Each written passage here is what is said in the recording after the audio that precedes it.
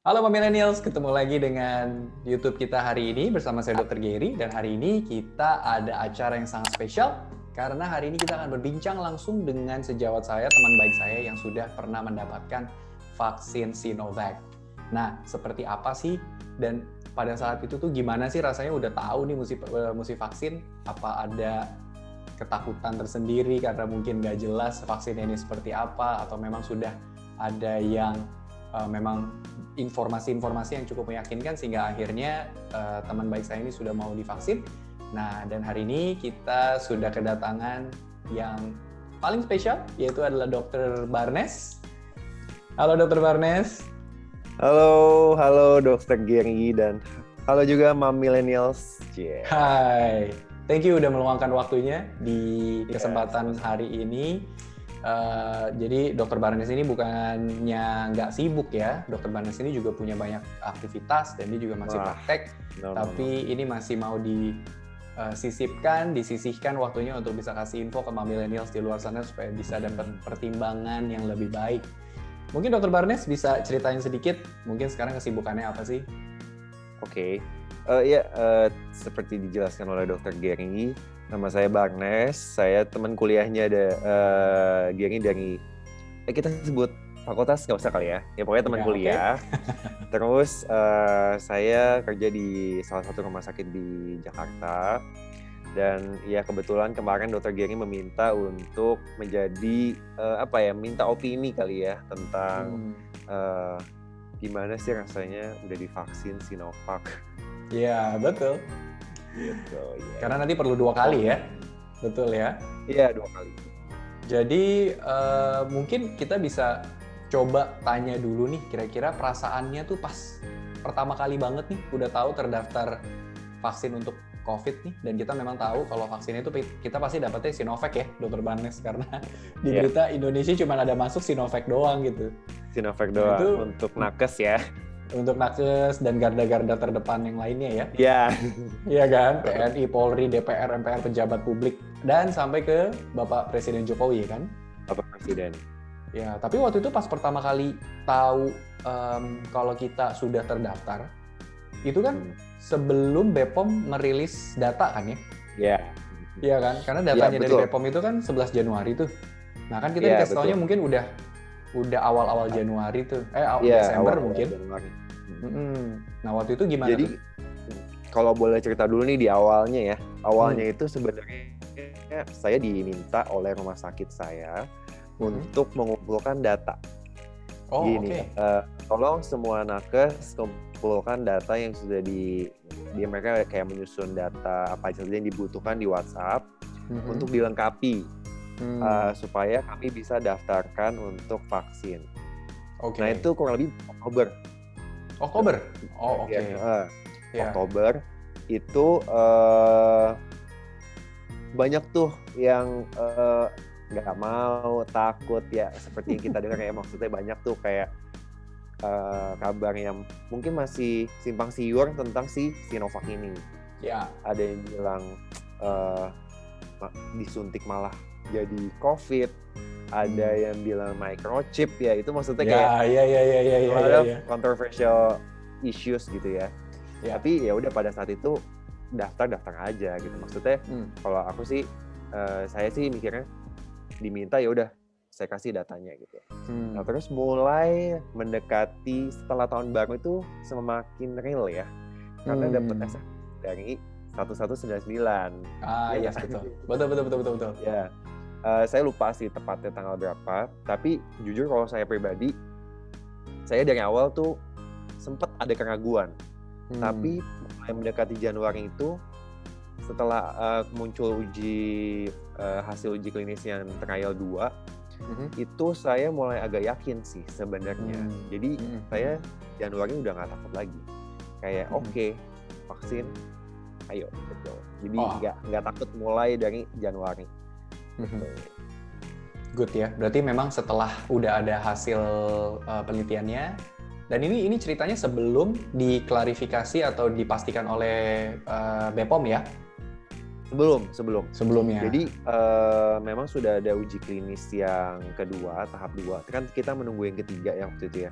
Terus ada satu laporan juga yang di Iran atau Irak ya, namanya tentang si Sinovac itu ternyata efikasinya tuh lumayan bagus, di atas 50% dari standar WHO. Yes. Nah di situ sih saya udah, bagus nih efikasinya, maksudnya kenapa harus dipertanyakan lagi? At least di atas standarnya WHO, mungkin nggak bisa 90% ya, karena kan ini juga vaksinnya di awal-awal gitu, mungkin masih perlu banyak perbaikan. Tapi dengan hasil uji klinis yang cukup baik, saya sih kita sebagai tenaga medis sih berdasarkan bukti aja sih. Jadi kayak buktinya bagus, oke, kita siap. Saya sih lebih yakin dan pede untuk menerima vaksin itu. Nah itu bulan Januari awal, sorry. Nah terus pada saat udah yakin gitu, kan pasti ini udah mulai nih berurutan siapa-siapa aja nanti yang akan divaksin. Waktu itu Dr. Barnes tuh termasuk golongan yang pertama atau termasuk golongan-golongan kayak lihat lu dulu deh? Enggak, saya bukannya mau bilang saya gimana, enggak sih. Tapi saya waktu itu kalau boleh cerita sih, saya langsung yang golongan pertama. Ikutan divaksin. Nah waktu itu kalau boleh saya cek sebentar nih ya. Saya di SMS itu 12 Januari. Anda terdaftar sebagai penerima vaksin COVID tahap 1. Ya. Daftar ulang di mobile app itu tanggal 12 Januari. Dan Pak Jokowi disuntik tanggal 13 ya. 13. Ya. Nah, jadi H-1 sebelum Pak Jokowi disuntik itu udah dapat SMS tuh. Terus saya sih pada saat itu jujur tidak ada keraguan sih, Ger. Jadi langsung aja sih, oke, daftar ulang. Saat Pak Jokowi habis disuntik, saat itu langsung daftar ulang gitu. Ke pedulilindungi.id itu. Tapi memang ya, kan maksudnya untuk kita daftar ulang itu prosesnya juga nggak semudah itu ya. Dia udah divaksin belum? Belum ya. Jadi waktu daftar ulang si Peduli Lindungi itu tuh agak-agak technical problem itu agak banyak. Entah pada saat itu dia yang regis ulang juga banyak. Jadi tuh untuk nyambung ke kita masuk ke dalam registrasi ulang itu agak susah. Tapi setelah dicoba beberapa kali sih bisa. Jadi harus sampai beberapa kali gitu ya? Ya, nggak apa-apa. Maksud saya kan ini untuk jadi kalau mungkin nanti millennials di luar sana mungkin yang lagi registrasi ulang, kalau udah nanti bisa, jangan menyerah kalau misalnya ternyata tertolak gitu loh. Misalnya kayak ke-reject nggak bisa, ada datanya lah yang nggak valid misalnya, kayak gitu. Jadi ya ada beberapa contoh case sih. Kalau saya itu kayaknya waktu itu memang banyak yang lagi regis ulang, jadinya susah buat kita login juga gitu ya.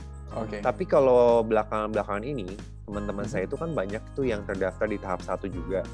Tapi mereka tuh mau regis nggak bisa. Karena apa? Karena yang meregis di awal itu bukan mereka. Jadi mereka tuh diregisin sama orang lain.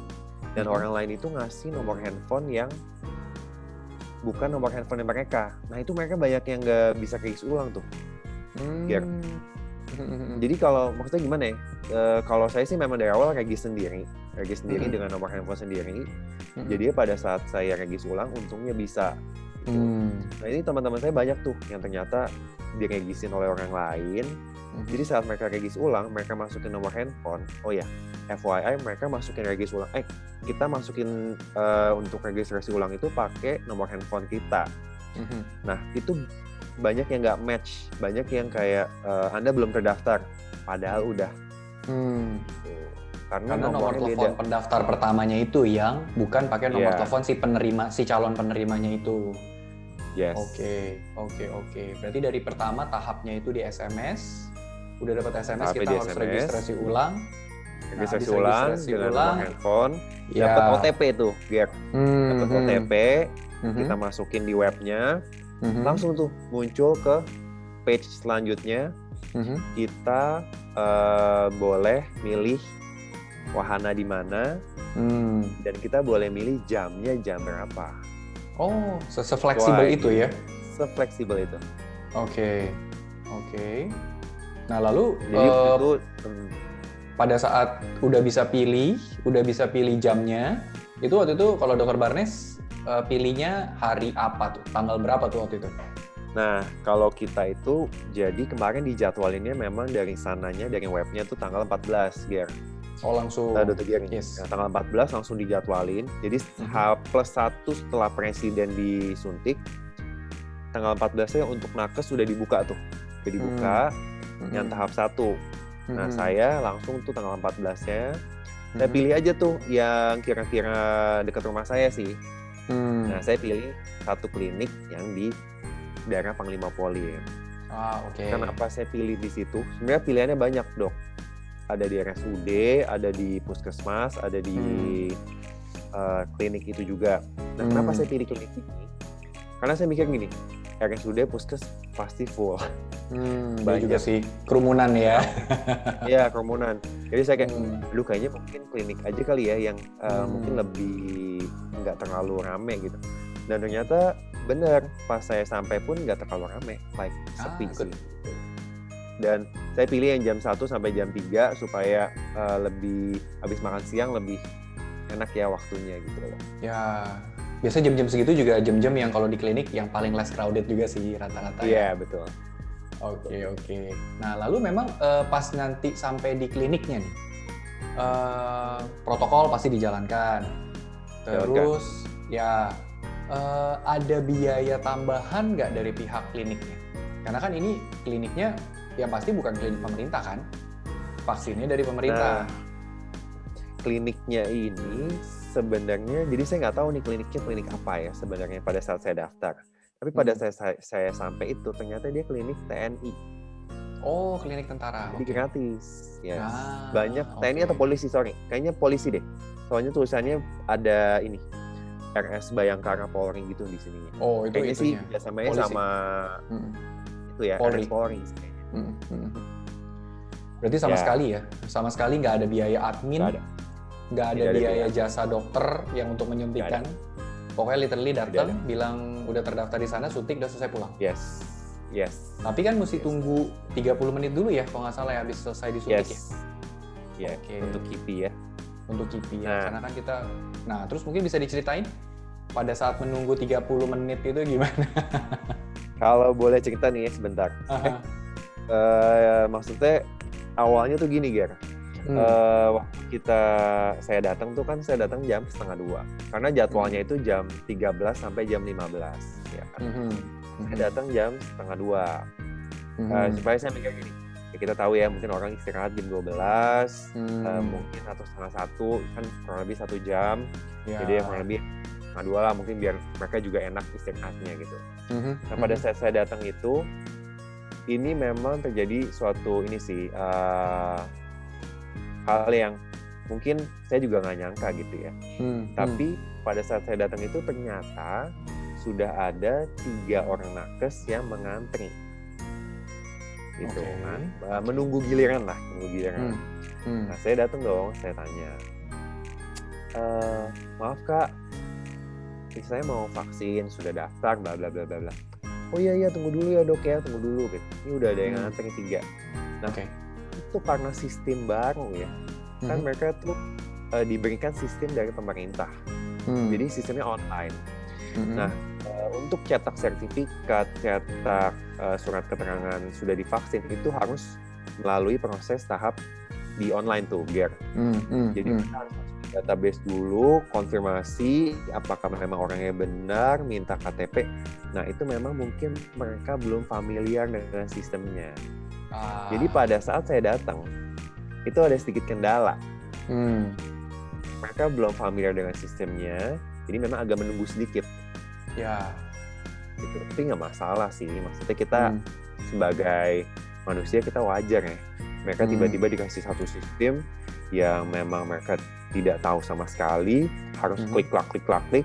Jadi gitu mereka banyak telepon ke orang pusatnya untuk menanyakan mana nih mesti klik yang mana lagi. Gitu. Nah jadi itu diajarin gitu ya. Yes. It takes around 30 minutes lah. 30 minutes nunggu. Tapi nggak masalah sih, maksudnya kita bisa nunggu dengan, kan ada bangku juga, kita juga nunggunya nyaman ya, maksudnya bukan yang gimana-gimana banget. Udah 30 menit, akhirnya dipanggil, dok silakan, yang 3 nakes itu udah selesai, tinggal menunggu KIPI. Nah udah, saya disuntikin. Sebelum disuntikin, mereka kasih lihat dulu nih, dok ini ya vaksinnya, baru kita buka di depan dokter. Itu Sinovac. Oke.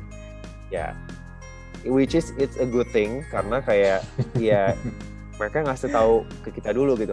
Itu menurut gue sih fair, bagus. itu fair ya. Fair, iya, dan memang harus seperti itu kan.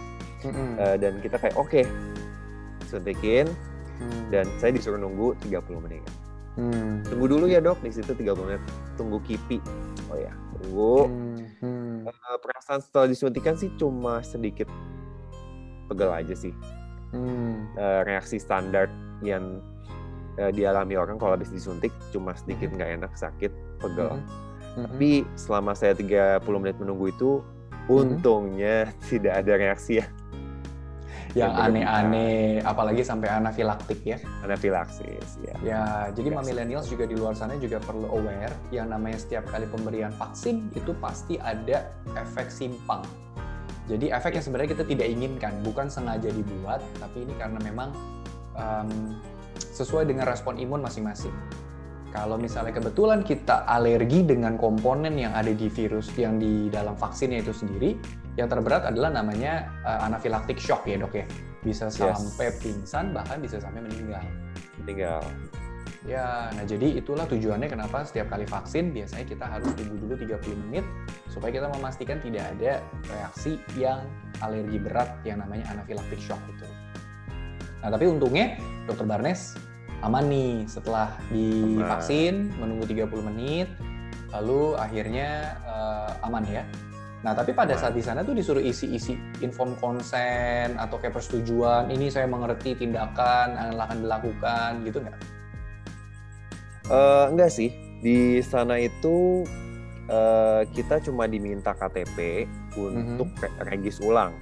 Nah, regis ulang itu juga mereka yang meregis, kita tidak isi sama sekali. Oke. Gitu. Tapi nanti saya boleh deh cerita, di rumah sakit saya swasta, tapi kita juga ditunjuk untuk melakukan vaksinasi COVID. Dan kemarin juga kebetulan saya diminta untuk salah satu sebagai vaksinator, bantu tim vaksinator gitu ya. Untuk rumah sakit kita itu memang sih ada ngisi-ngisi data sih, kayak ngisi data itu apakah punya riwayat penyakit tertentu yang memang harus di note gitu.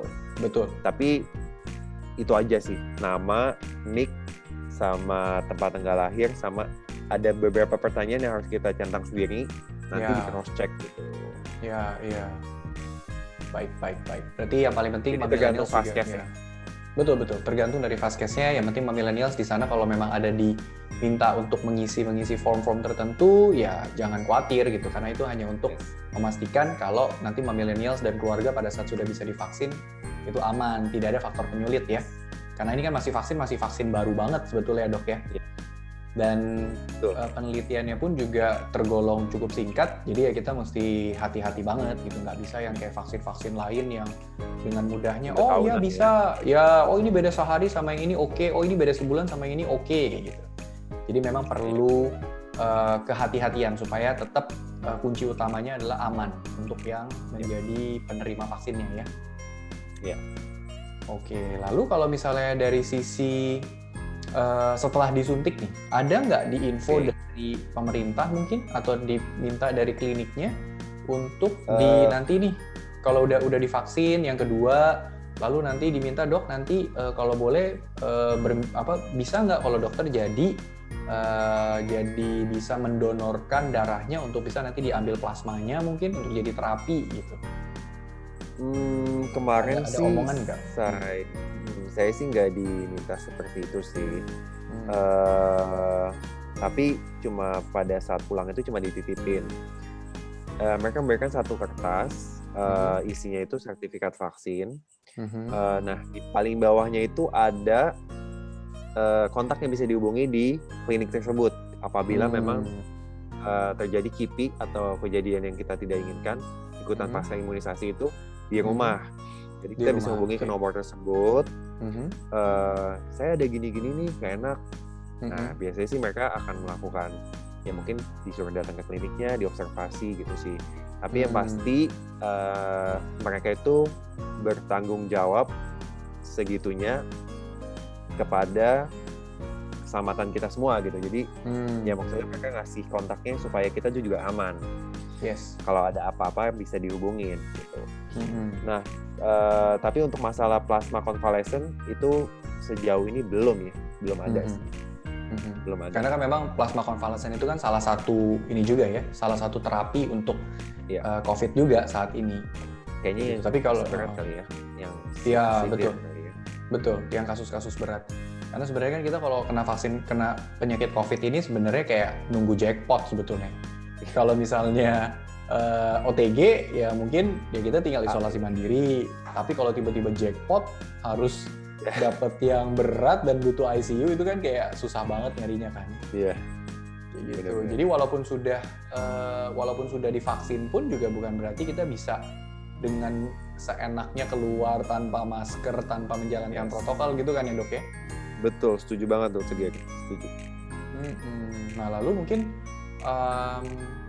kalau dari sisi pulang, jadi sampai sekarang ini berarti kurang lebih sudah ada... Sudah 1 minggu. Pas sudah 1 minggu hari.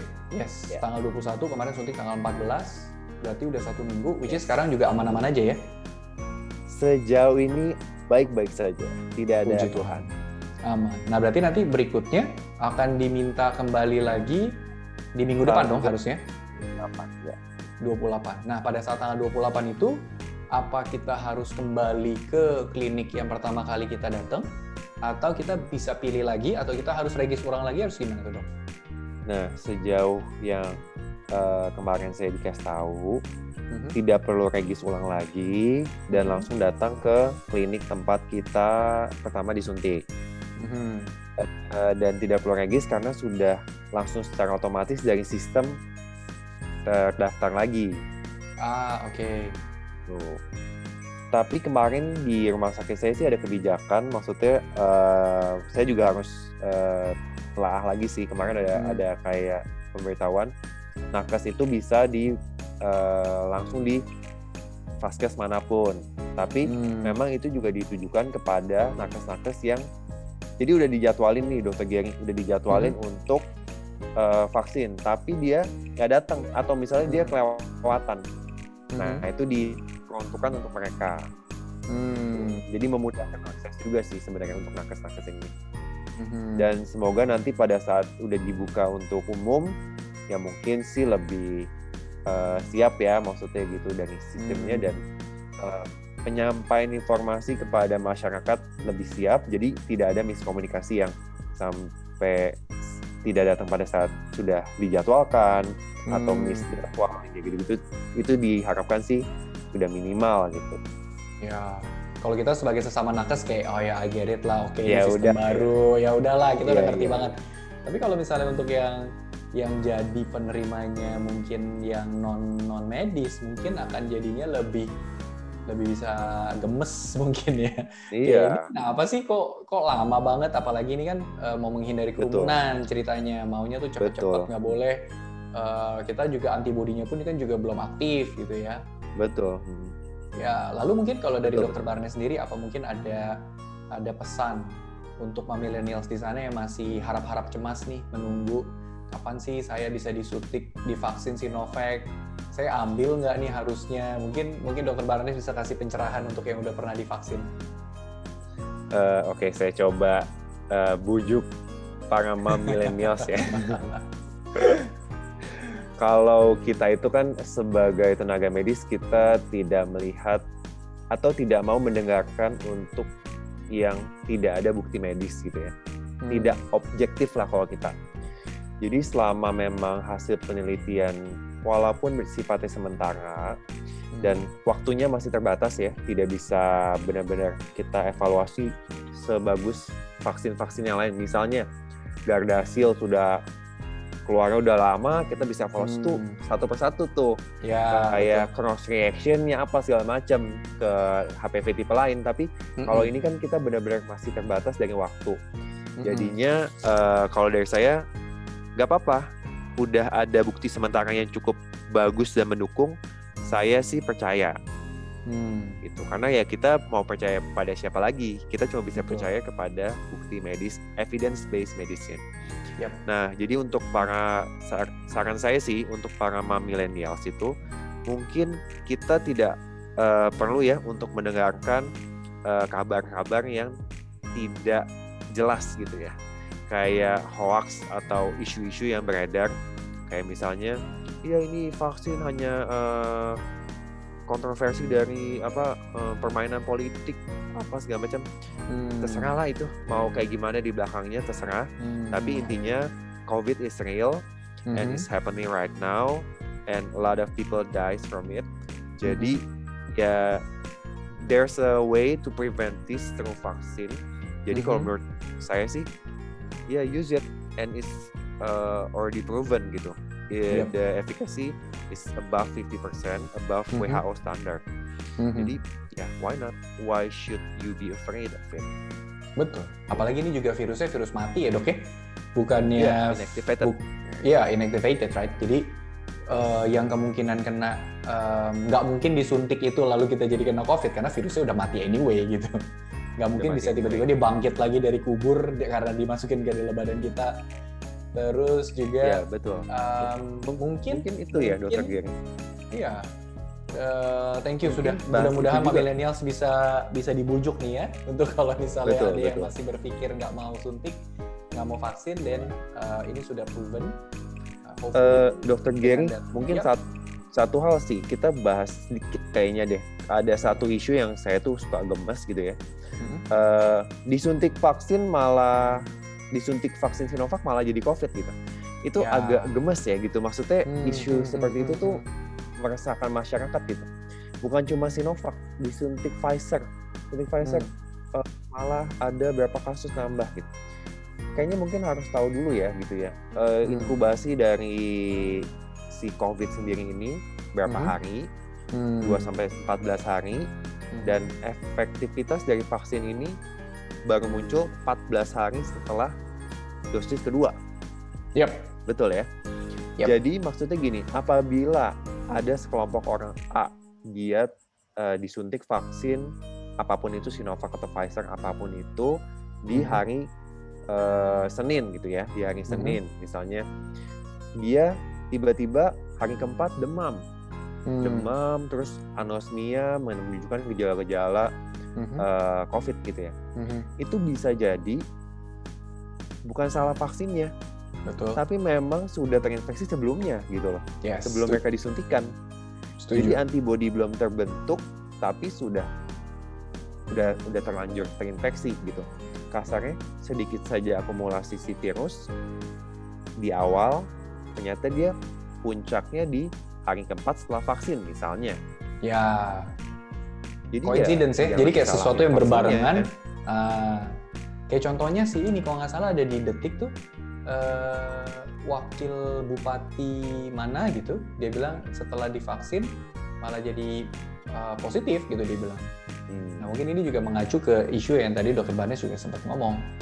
Jadi bukan salah dari vaksinnya, tapi memang karena masih menunggu vaksinnya pun juga belum aktif ya. Belum aktif ya. Antibodi kita belum maksimal ya dok ya. Ya betul. Memang dia akan building up antibodinya mulai, tapi memang belum nggak mungkin lah dengan divaksin COVID lalu kita jadi COVID, itu udah nggak mungkin banget. Karena memang yang balik lagi yang disuntikan adalah vaksin yang sudah mati.